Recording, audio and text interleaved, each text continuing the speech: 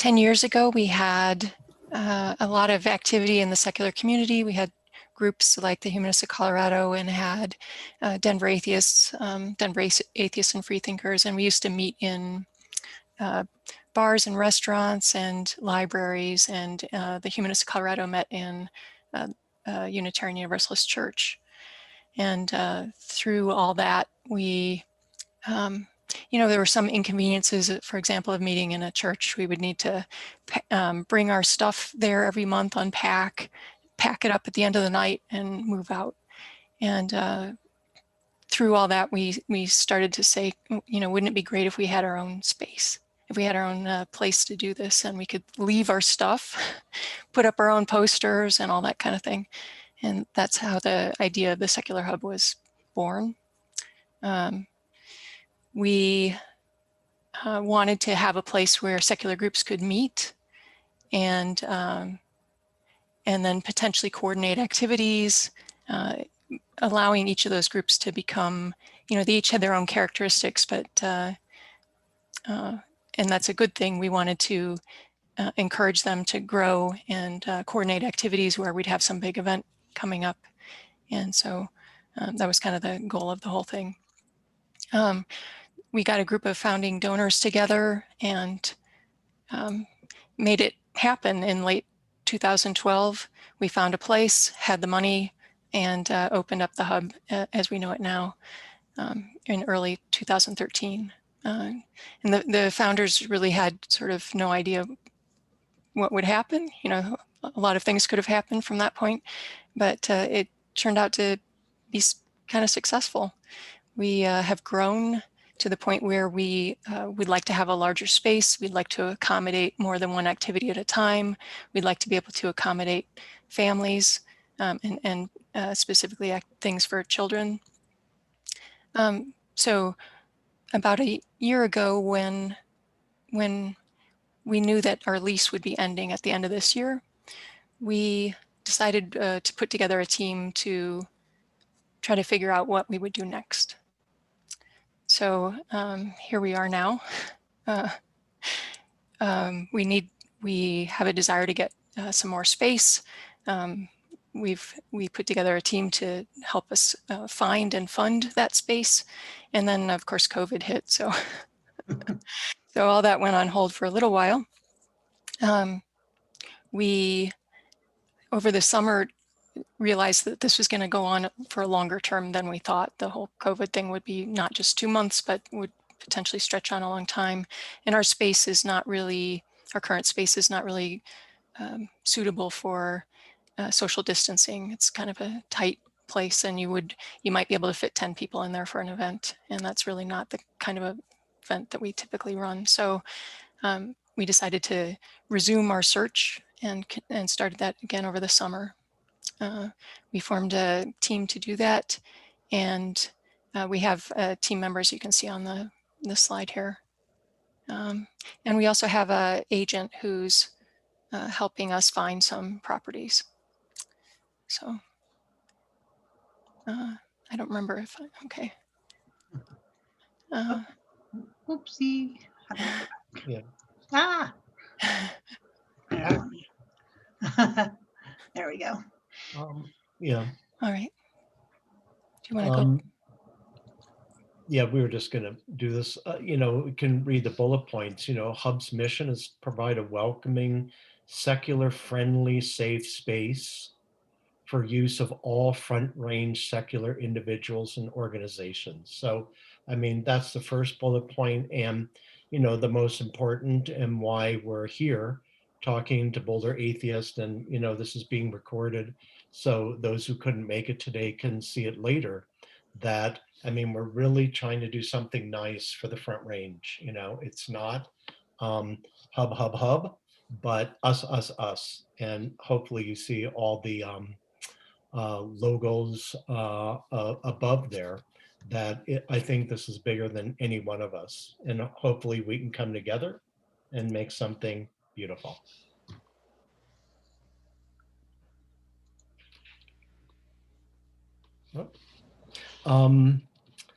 Hub's current space, we say we love it, but As Barb mentioned, the lease is up in December.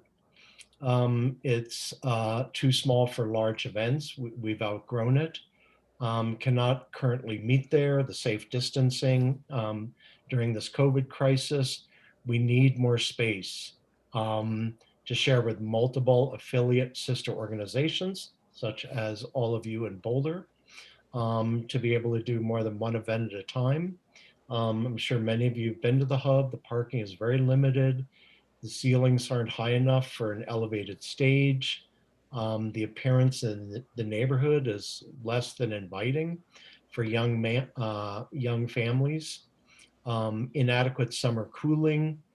Building is really substandard, and there's no place for kids to play. We kind of did a provisional little room in the front, but I mean, the kids were really packed in there like sardines. It wasn't the best place to be. Why brick and mortar is important. COVID has shown us the importance of human connection, being able to gather as a secular community for members and their families. And so I hope you see this again and again, that and we really are looking at this as a community. A safe and accepting place for all Denver Metro and Front Range secular organizations to meet, hold events, and call home. A physical space adds to the credibility and legitimacy of the secular atheist community, retaining the momentum we have gained in creating one of the only thriving secular community centers in the country.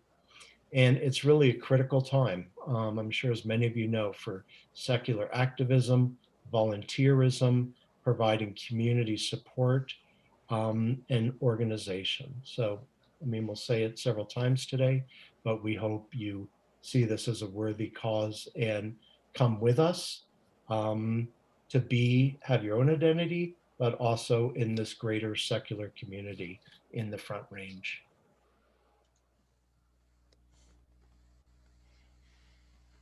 So here are some of the target specifications we've had for a new space.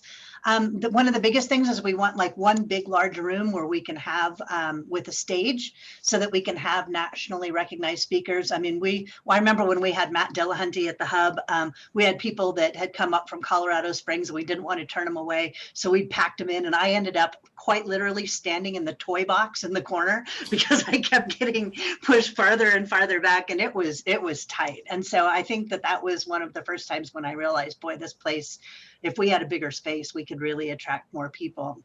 Parking has also really been a problem at the hub. We had, lots get taken away from us. Street parking wasn't that great. And it's just, the neighborhood's just a little iffy. So, well, if you had to park a couple blocks away, going back to your car at night was always kind of a scary thing. Again, the indoor play area, we want to be able to have kids have a space that they feel like is theirs. Families feel comfortable taking their kids to the hub. Just having those additional meeting rooms so that we can have a, board meeting going on. And like if FFRF is getting ready to start their meeting, Coffee and Community doesn't have to clear out, so we can have these things going on at once. We also really want a commercial kitchen. The pancake breakfast and the holiday meals we've been able to cobble together, with our little kitchen at the hub, but having a big kitchen where we could do those kinds of things would be great. We would love, this is on the wish list, is an outdoor area, where kids could like go out inside and play, or we could set up some tables and have an outdoor event. But just a really appealing, comfortable, inviting, centrally located space where people can come and find community and kinship. And so these are our target specifications, and we have found places that tick some or most of these boxes. We haven't yet found one that ticks all of them that's also in our price range, but we'll go into that a little bit more here. This is a map of where all the current members of the Secular Hub are located. And so we had Dirk do this for us because we wanted to see, where are people located? And there seems to be like a pretty heavy concentration around this I-70 corridor. and then also along the I-25 corridor. So we've been looking in all areas of town. We've, looked up here in Westminster, but we really want it to be somewhere that's easily accessible from either I-70 or I-25, so that no matter where you are in the city, you can get there on a major artery. So we're trying to avoid, like the deep suburbs or anything like that that are not right off of one of the major arteries. So that's also on our wish list. There was a lot of talk in the beginning about purchase versus rent. We decided that the rent in Denver Boulder metro area is super duper high right now, but the mortgage rates are at a historic low. So as far as purchase positives, we really think we're getting more bang for our buck with a purchase. Rents are just outrageous. And with the prices and interest rates where they are right now, it seems almost silly not to buy. There's also these areas of Denver that are called enterprise zones, and they have big incentives for buying in those areas. Sometimes they will give you money or help you with architectural support to renovate areas. Also, just building that financial equity. Real estate in Denver is never a bad idea, or it hasn't been for the last 20 or 30 years. Anything you buy immediately appreciates, within a couple of years of having bought it. So also being able to put that sweat equity into something, and, like if we do, get people together and do a major renovation, then we get to customize that space in a way that works best for us. And as a 501c3, the hub would be property tax exempt. So all of those are pluses on the purchase side. Couple of things on the negatives is qualifying for a mortgage is going to be kind of hard. To qualify for a mortgage, we're going to need a 30% down payment. And that can be quite a bit, when you're thinking about an, $800 to $1 million property. We also need to demonstrate sufficient monthly income so that we can pay the mortgage and the utilities and the insurance and all that. And we will also have to have a bit more in our cash reserves in case something big happens, like the boiler goes out or the roof needs replacing. So really the only downside to purchasing at this point is, having this financial picture needs to be where it needs to be. So this is just kind of a little snapshot of what we would need at certain price points. So at the $500,000 level, we would need $1,500 down. Our mortgage would be about $350,000, so the monthly payment would be $2,098. And as you can see, for every $100,000 that purchase price goes up, we need about $500 a month more, or we need about $50,000 more down. So this kind of gives us a snapshot of where we need to be at each price point. And this is assuming that we can get a mortgage at around 6% with 30% down, which we think is pretty, it's doable. So then I'll have Linda start talking about some of these properties that we've looked at the various price points. Yeah, so in real estate, we get what we pay for, and we are open-minded about what to look for. So we'll check these out in person. Here are a couple of examples of lower end priced properties. The one on Elmira in Aurora is close to the city limit. It's close to Colfax. And that was, oh gosh, what does it say on the screen? Yeah, about $500,000 in an opportunity zone. But the restrooms are located in the middle of the building. As you can see, the ceiling is low. So it's not a substantial upgrade from the hub as we have it now. The one was $600,000 on Eaton Street. It looks like it was a garage repair shop, but that's an example. It's more centrally located. It's only 3,000 square feet. We were hoping for more. And yes, one can tell it would require quite a bit of renovation to make it livable. Next slide. So the building, the bright orange building on Alameda is, it's attractive on the inside, it's spacious. However, it has no parking, and the cars that roar in front of it and trucks are substantial in number and noise. And the neighborhood is a bit seedy, to say the least. But that's a property for what, about $800,000? Mm-hmm. There we go.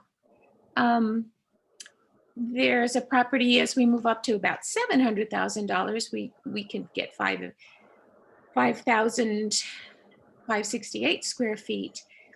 Some of the flyers say this is in Englewood. Some say that it's in Denver. It's actually down by Hamden, and it's part of it is being used as a gym. So it would also require some substantial renovation. But the nice part is there's ample parking, and the neighborhood is quiet. Next slide. This was a property that came on our radar, and we acted upon it within days to be able to look at it, but it was sold out from under us. It was near the Ruby Hill neighborhood in Denver, so kind of close on the, I guess that's the west side of Santa Fe or I-25. And we thought it had possibilities. It could have ticked a lot of the boxes, but this is what a church would cost at about $800,000. So we're realizing that if we want something of quality, we're going to need to look on the upper end of our budget. Next slide. And this was another property that we drooled over. It was located in the Highlands area. I don't know if many of you are familiar with that, but it's a charming neighborhood, a historic neighborhood. And the building itself is historic, mid-century design, lots of space. The lower floor could have been the complete coffee and community area, and then the upper floor could have been used for presentations. As you see, there's a raised stage. But there was an offer brewing when we discovered it. We couldn't beat that offer. And so again, it was sort of sold out from under us, probably for about, I'm going to guess 900,000 was probably the final offer, maybe the high eights. The drawback to this property is that they had no parking lot, which makes sense in the Highlands, but there seemed to be plenty of on-street parking. Next slide. This property is currently still on the market. It's St. Martha's, it was St. Martha's Episcopal Church. It's up in Westminster, but it's close to the highways. It's got good access from Highway 36, Highway 76, Sheridan. So it's physically in some ways not central to Denver, but yet most Denverites could probably get there within 20 to 25 minutes. It's on 2.7 acres, and the Episcopal Church doesn't want to subdivide. So there are problems with purchasing this property. It ticks a lot of the boxes, but one can see that the speaking area, the chapel, or whatever you want, a sanctuary, has these wood pews, which are a little on the churchy side. So to replace that could be expensive. There's a big cross on the top of the building that to take down would be expensive. But in many ways, this building at 10,000 square feet, boy, you certainly could have several events going on at the same time. So that's kind of an overview of different types of properties that we've looked at. And now this property would be closer to Boulder, so it'd be more favorable to us. Yeah. Some calculations, it'd be 20 to 25 minutes from the Boulder Hotel, 20 to 25 minutes from Southeast Denver. And so in some ways, it's centrally located in terms of transit time, but not necessarily inside a major city area. All right, and if anyone has questions about properties, feel free to email relocation@Secular Hub. We're on it, so we're considering everything. And if you have questions about specific properties, we'll share what we know. Yeah, we always tell people if you want it to be close to where you are, send us, if you see something available, send us a link to it, because it's not really so much where in town we're looking at. We're just looking at something that is off of a major artery, is easy to get to, and checks as many of those boxes as possible. So, we're not opposed to Westminster or Arvada or Aurora or Englewood. It's just more about finding that really great property at that really great price point. So as you can see from the examples that we showed you, we really kind of had to narrow it down to, we think we're going to have to be somewhere in the neighborhood of 850 to 950,000 to get the kind of property that we're looking at. And this is a little bit of a picture here of where we are now versus where we need to be. So right now, the monthly income of the hub is about $2,500 a month, and that's mostly dues. Right now, most of our members are at the lowest membership, which is $60 a year, $5 a month. And so we need to double that. We need to be closer to $5,000, $5,500 a month and able to afford the mortgage payment, utilities, and all that. Right now, our building fund cash and pledges has about $105,000 in it.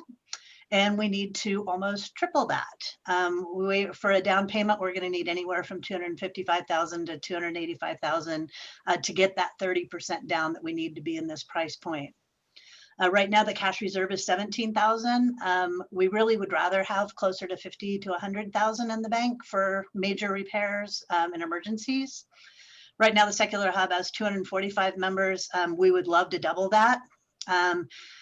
And we're hoping that, if we get this great building and are welcoming, then secular people will find us and we'll be able to get there. So this is where this is what our ask is of the secular community. How can we help and how can I get there? So what we need now to make this a reality is we need, obviously, donations to the building fund.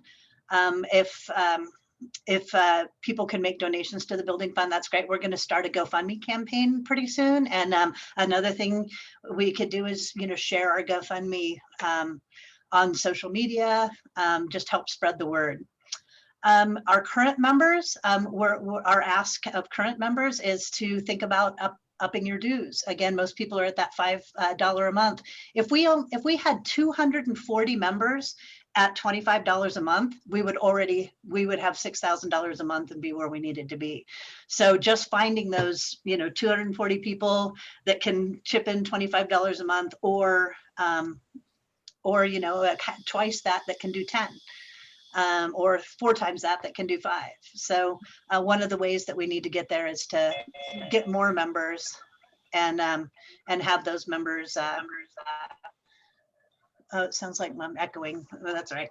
Another thing is when we get our mortgage, we might need co-signers and guarantors. The fact that the hub had not had a long term of good income, we might need some people who can step up and co-sign or guarantee portions of the loan. We also need everybody to just help spread the word, get the word out to other secular people in the metro area that this is what we're looking to do, and ask people if they can step up and do that. And then volunteer. We've got Colorado Gives Days coming up on December 8th. Secular Hub is one of the people that you can donate to, one of the organizations. And, volunteers. We need help fundraising. We need help membership drives, social media outreach, GoFundMe, etc. So any help you can provide. All right, Paul, if you want to take over here. Membership dues and recruitment. I mean, we have different membership levels. Highly briefly mention it. Individual, $5 a month. You can see it there. And then the yearly rate, $60. And then bronze individual, 10 a month. Silver, 25 a month. Gold, 50 a month. And platinum, 100 a month. You can see the corresponding yearly amounts. So, if you somehow can help us and become a member, those are the different levels. If we had, as highly mentioned, 240 members at the silver level, we would have the 6,000 per month that we need to get into a property. All levels are available both monthly and annual. We need more dues, dual memberships with partner and affiliate organizations. We're really reaching out to all of you in Boulder if you might be able to help us do that.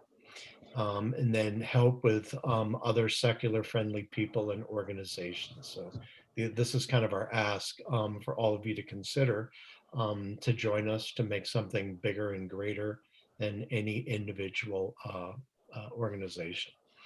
Next slide.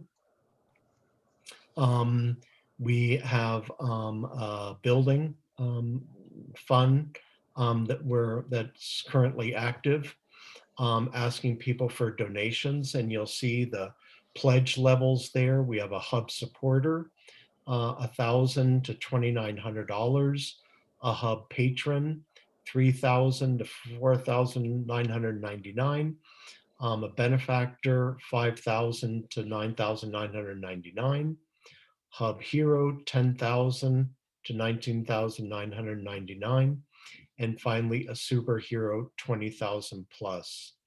Really what we're looking at, the next point, for you to pledge now, to let us know you can support us, but then actually make the donation once a building is identified. Yeah? The names of pledge level individuals and affiliate organizations will be recognized on a permanent fixture in the new space. So be it, you as an individual or, Boulder Atheists in general, making an organizational pledge, would help us greatly. I think we have one more. Did we lose you, Heidi?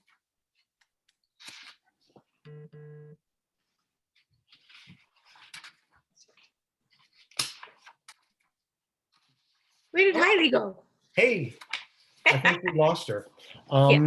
We're basically at the end. We'll see if she comes back. But the last slide is basically asking people about sweat equity. If you don't have cash, if that's not possible, if you can't help us financially, can you help us getting our new location ready? Cleaning, organizing, carpentry, carpets, flooring, drywalling, any of the trades. If we find something, a diamond in the rough, do you have skills you could help the secular community fix it? Let's see. Do you know any companies that might be willing to donate materials?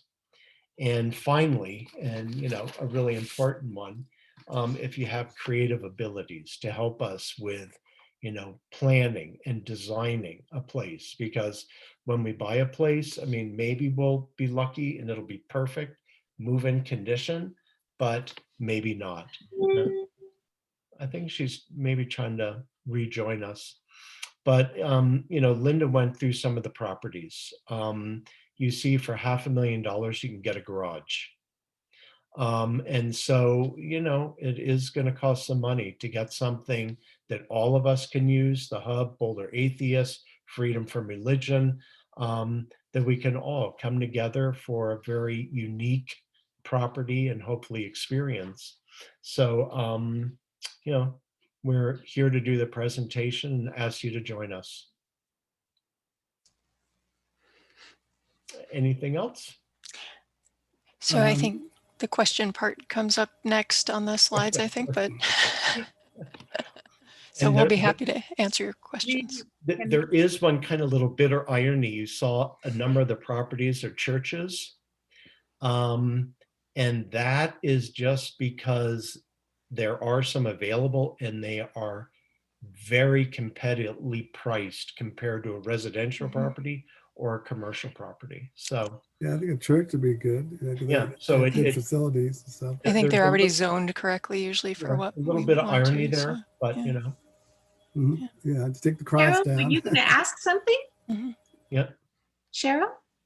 Yeah, can we get a copy of those slides? I'd like to look at them again. Yeah. Yeah. We've lost Hailey, but we will get them to you. And also, Linda had mentioned, if you want to get a hold of us, the committee, it's relocation@secularhub.org. And we can put that there. I think it's in the slide.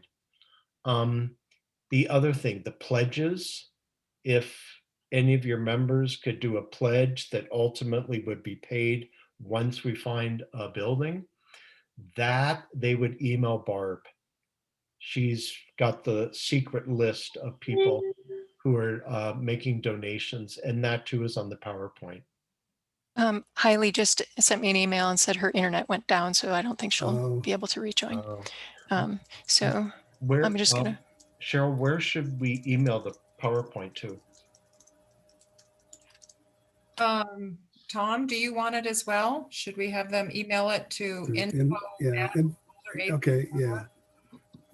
Get the Info info at what? at boulderAtheists.org. Okay. Yeah. So one issue that we're looking at, I mean, we're trying to decide like if, you know, we should just send people your way. We definitely will send them, you know, for membership. As far as like doing fundraising, I don't know if we, you know, have it in us to do a separate fundraising, then we could raise money and give it to you, you know, under the Boulder Atheist name. But, you know, whatever way we'll support you, as much as we can. So that's good. And, you know, we'll try to become more active with the hub as well. And we've got it on our agenda for the next board meeting to discuss how we can support the hub. Yeah. Thank you. We'll do that. So I don't know, is your preference to like have, you know, send people your way for the money? You know, because I guess we want to get some recognition if we help, you know, or get people For sure. from our membership to contribute, you know, just so that we're included a little bit more. You know, that's all I'm thinking, you know, so Well, they can raise. I was thinking if we did a fundraiser, it would be for a brick. You have several different price points for a brick with the Boulder Atheist name on it. Right. So if we were to do a fundraiser for that, what would be the timing of that fundraiser? When would we want it to end? Sure.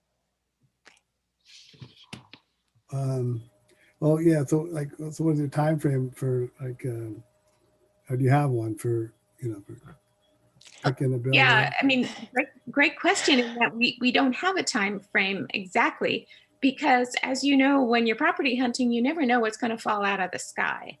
And sometimes I've gotten great deals finding properties when I act quickly that day. So of course, we'd love to have all the money ready to go right now so that then we can shop over the next days, weeks, months, and pounce on the property that we think is going to be perfect. Yeah. But that's not realistic. So I expect, I mean, we will keep looking at properties until we find the right one. And if that takes us months, then it takes us months. We're not going to just get something for the sake of getting it. So sooner than later would be great, but you know, we're working with the real world. So, whatever works for people. Yeah. Okay. So if you saw a property like tomorrow or something, I mean, that was perfect, would you be able to jump on it, or would you have to wait? Probably not. No, we don't have enough, really. Yeah. We don't have enough money at this point. Okay. Maybe for a $500,000 property, not ones that are double that. And yeah, and St. Martha's, they're asking 1.2 million, I believe, although I think we could get them down. yeah, it's been on the market for 2 years, so. Oh, really? It's been on the market for 2 years and nobody seems to be touching it. That's the one in Westminster? Exactly. Yeah. So, you know, for all I know, that could go under contract next week, but we're not in a position to pounce on that if our affiliate members and the hub members think that it's a great property.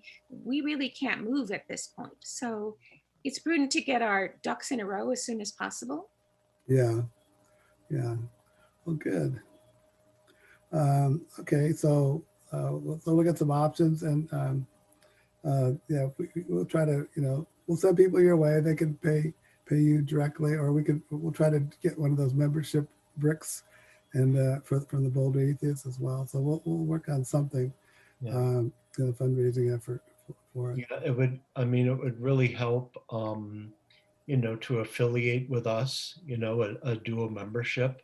because that's giving us that monthly income to prove to a lender that we're viable, you know. Mhm. So I don't want to exclude, you know, a donation that would be made, but you know, one of our thoughts was kind of like it's having a membership in the Natural Science Museum here in Denver.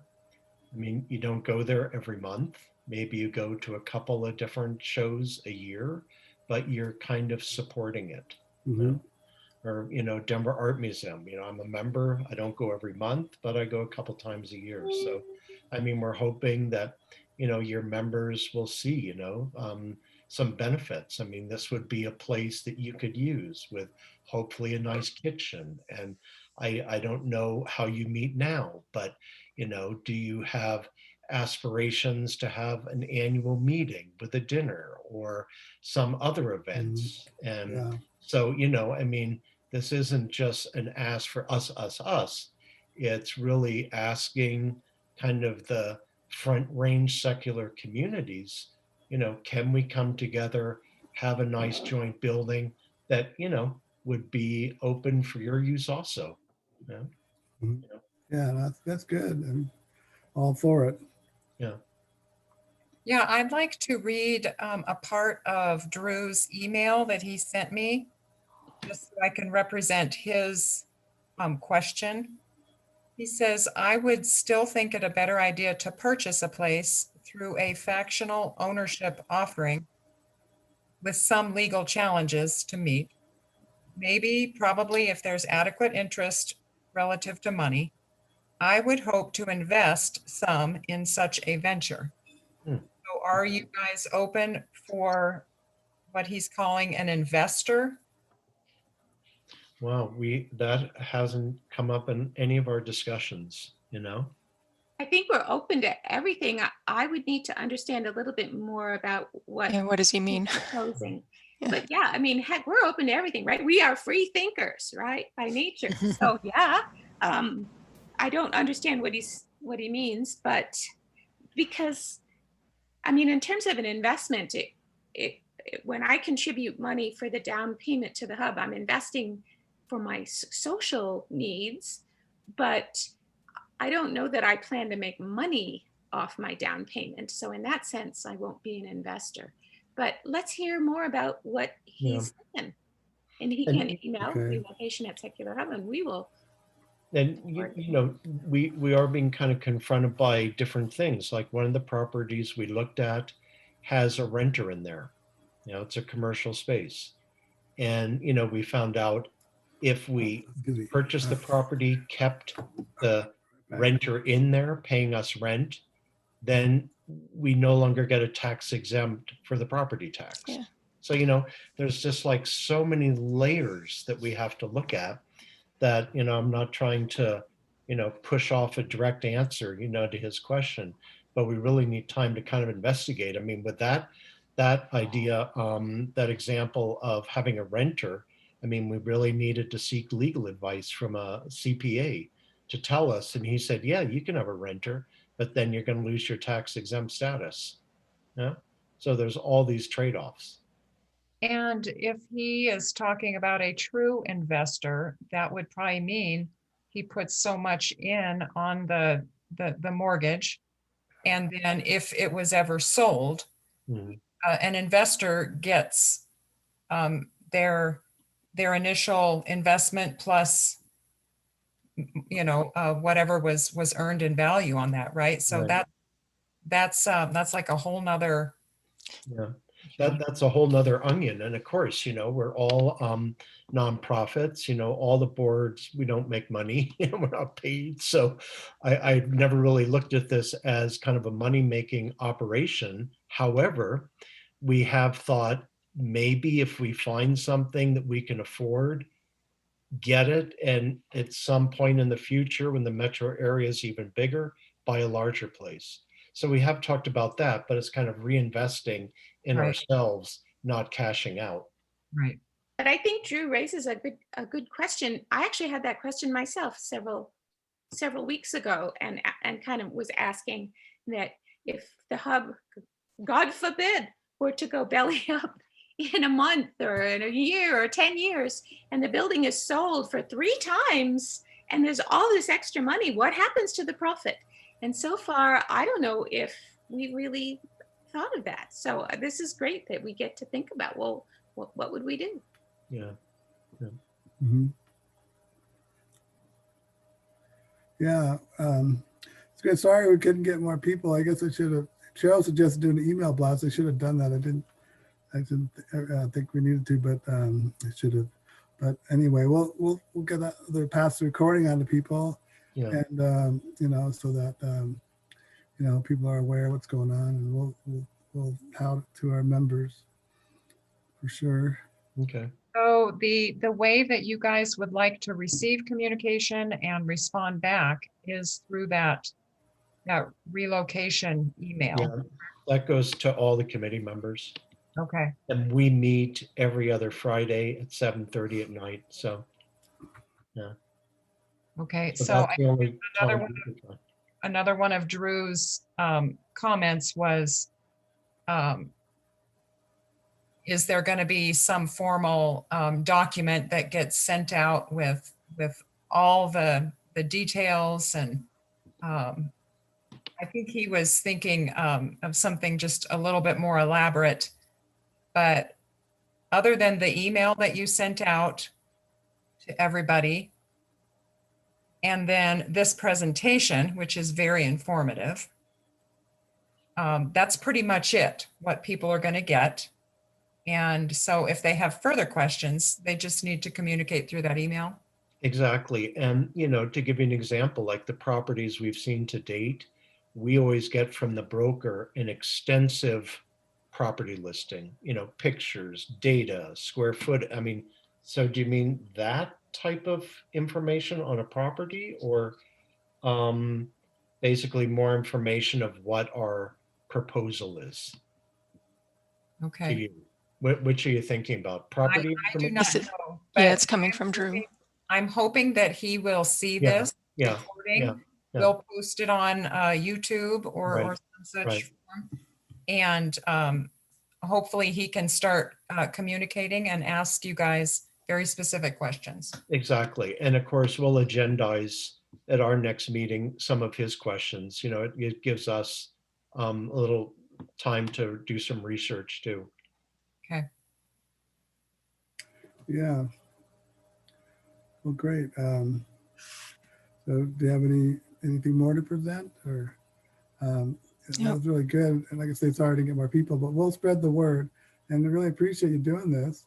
We're definitely a member group, and we support you 100%, and really look forward to seeing the place you get, Yeah. and being a part of it. Thank you all for your Sunday afternoon. Oh yeah. Thank you, guys. Thank you. Yeah. All right then. Take You all care. take care. Thank you. Bye. Bye. Bye.